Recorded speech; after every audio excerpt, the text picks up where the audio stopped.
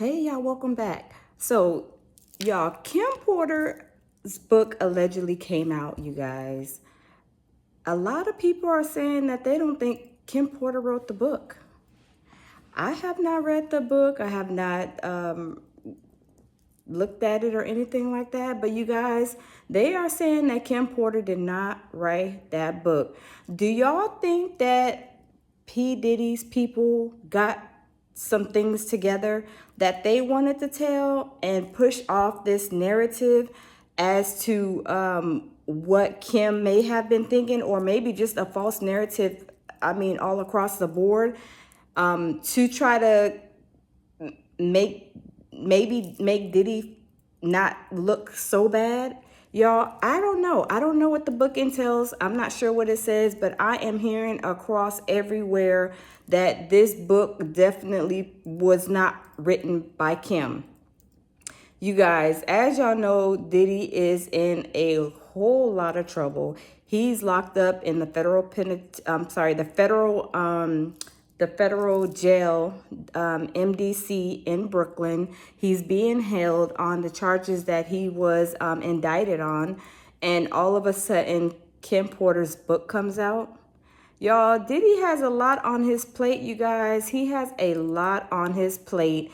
And for somebody, probably maybe somebody on his team probably put this book out, because everybody is saying that no, Kim did not write this book.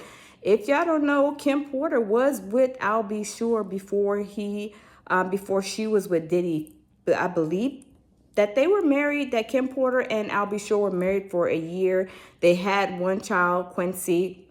And when Kim Porter got divorced from Al B. Sure, Kim Porter got with Diddy, the monster, y'all. Yeah, with the monster. And allegedly, Diddy adopted their child, Quincy. You guys, I know that I'll be sure knows, of course, a lot, because allegedly, you guys remember, he came out, he was in the hospital, and then he was really, really sick, like really on his unaliving bed, like, about to no longer be with us. But thank God he was able to survive his illness, his sickness, whatever he was going through. And you guys, he had, I seen him on I don't know if it was like awards or some kind. He was on stage somewhere and he was like saying something, and he was like call the feds or the HSI or something. Like some stuff is like really going on. Y'all, he has to know what happened to Kim Porter. That was the mother of his child. Y'all, I'm sure everything that I'll be sure is saying probably has a lot more truth, and probably most of it, all of it, is more true than what Diddy is trying to push off, and Diddy's people trying to push off this narrative about Kim. As y'all know, Diddy is also alleged to have something to do with Kim's unaliving, along with a lot of people's unaliving, you guys. Diddy has been a monster. He has been a monster for the last 30 years. He's been getting away with so many things. Now it is time for him to pay the piper, you guys. Now, all his alleged victims, I am sure, are more than happy that he has been indicted. He was apprehended. Y'all, the feds came in and they swooped him up just like some ice cream up out of an ice cream bucket, y'all. They is not playing with Diddy. Diddy thought that the feds were going to be, he would be able to pay the feds off. He thought the feds was playing with him, but Diddy now understands that the feds is not playing with him and everybody else, all of his goons, all of them other rappers, all them other people that was doing dirt with Diddy. The feds is coming after them too. The feds is coming after them too. And people are saying that, Diddy, he's been, on the RICO charge, but RICO charge is not on the indictment, but it's reading like a RICO charge, y'all. Let me tell y'all something. The feds are just sprinkling, you know how you make them some spaghetti. They're just sprinkling a little seasoning, sprinkling a little seasoning to see exactly who maybe come forward, who maybe start telling on him, who is bending, who is cringing and coming to them and telling what they know about Diddy and all these things that he has been alleged of doing, you guys. That's just how it goes. The feds are not going to present everything on the table so he can go back and build his case off of what they said, you guys.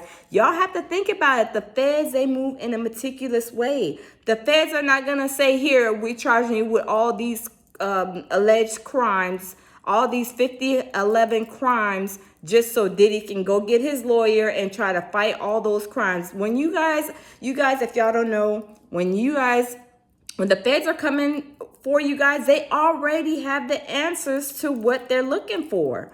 They already have the answers, you guys. And you guys, the feds are not playing with nobody when it comes to doing crimes. They will come and get you. They will watch you for years. They've been watching Diddy for years. If y'all didn't see how many boxes that they brought out of that courthouse when he had his hearing last week, y'all, their feds is not playing with Diddy and all of his goons, all those other rappers that were in with him doing his dirt, y'all, and all his goons, anybody that is associated with Diddy and his alleged crimes, they will be coming after them too, you guys. But Kim Porter, this book, I don't believe that she wrote it either, because why is it all of a sudden that after Diddy gets arrested that this book comes out? And I don't know when it came out, but the last couple of days, everybody has been talking about the book. Like I said, I haven't read it. I haven't laid my eyes on it. And really, I don't want to read it because who's to say that, like, everybody is saying that this is not Kim. That Kim did not write this book. Why would I waste my money on a bunch of lies or some kind of fantasy that whoever wrote it wants to put out about Kim? I'm not buying that either. I'm not going for that. I'm really not going for that. There's people that have been close to Kim that really know what was going on. And I'm sure they will come out and speak and tell exactly what happened, how Diddy was treating her and everything. Y'all, Diddy did not treat any of the women that he was allegedly with as a girlfriend and even the Rex workers, y'all. I mean, did you guys see him on Conan O'Brien? He was saying, I believe it was Conan O'Brien, I believe it was. Don't quote me on that, on the late night show. And he was talking about, yeah, the woman, they like water, so you got to give them water. And then you have to lock the door. Yeah, and then you got to turn on the heat. Y'all, does that sound like something that was, that these women like signed up for that program? Did they sign up to go and get the heat turned on them, drinking water and the doors locked where they can't leave? Y'all, no, I don't believe that at all. They were not, went there probably voluntarily, but they didn't sign up for the program that they did not know of. And they didn't know of the program until they got there, what the real program was. And they were voluntarily told to get there basically and do what Diddy wanted them to do. He wanted them to do what he wanted them to do. When it was time to leave, could they leave? No. As you guys see, the sources are saying that those girls were basically scared to leave, like they were held against their will after the freak off happened, allegedly, from what the sources are saying, y'all. Now y'all go check it out, but the feds, they have so much intel. They have videos. The freak off room, they said there were so many cameras in there that it was like at every angle that they could see what was going on the freak off. Y'all, do not sleep on the feds, because I'm telling you, the feds are sprinkling a little bit of here, a little bit of there, and they are letting y'all know we are sprinkling a little bit here, a little bit there, because y'all, we want people to come. Y'all, we're going to sprinkle that little, just like like I said, when you're making spaghetti, you put a little bit in there, put a little bit in there, and then you taste it, and you're like, nah, I need a little bit more seasoning.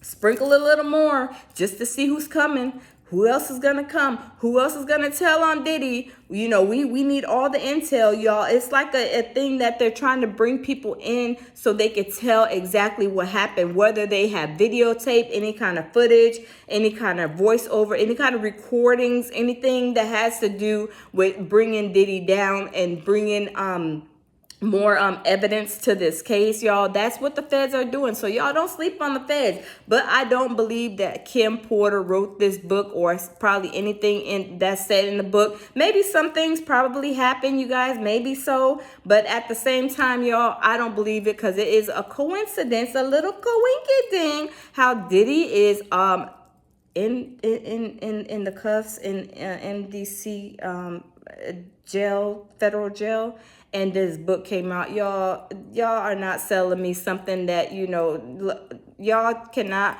pull the wool over my eyes to make me believe that that book is from what Kim Porter had said. Like I said, maybe some of the things in there may be true or whatever, but at the same time, I don't believe overall that this is a book that Kim pushed out or wanted even to probably even say the things that are in that book. Like I said, I don't know what the book entails, but I don't believe that. I believe it was somebody on P. Diddy's team or somebody else, y'all, that put this together, maybe just for clout or to try to push off a certain narrative about Kim Porter that probably even isn't true. But y'all pay attention to Al B. Sure and what he's saying, because I'm sure everything that Al B. Sure is saying is more than likely y'all facts. I'm telling y'all.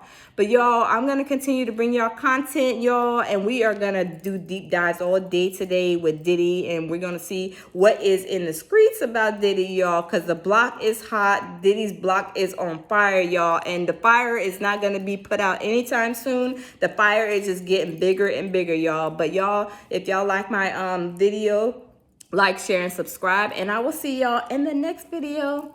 Bye.